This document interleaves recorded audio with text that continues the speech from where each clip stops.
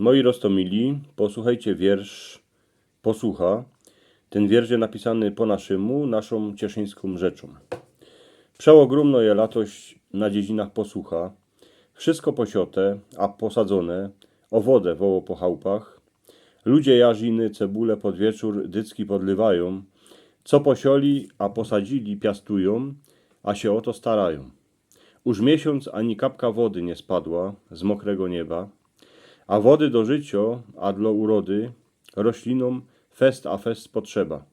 Cały dzień siedzą w suchej ziemi, o wodzie rozmyślają, wieczór już się ku chałupie dziwają, gaździnej wyglądają. Dycki wieczór się jarziny podlywo, na słonku by ich spoliło. Byłoby ich szkoda, bo się ich caluśki dzień sioło asadziło.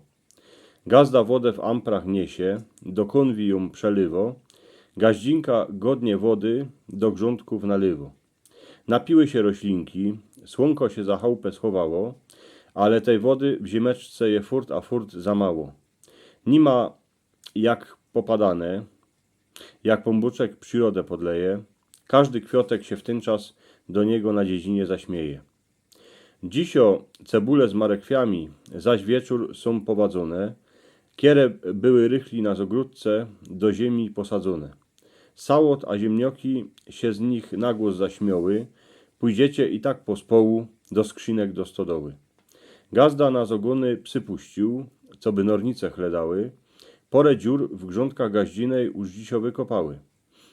Myszy uciekły, a psy całe radę w ziemi se pokopały, całe zogony ziemnioków gaździnej isto latoś uratowały. Je tak sucho, że ani trowa ze ziemię nie wylazuje. Moiczek ledzykany się na miedzy pokazuje. Gaździno jak wołki na ziemnioki 3 tydnie tymu kopała, to se na suchych pecynach 2 kopaczki złomała.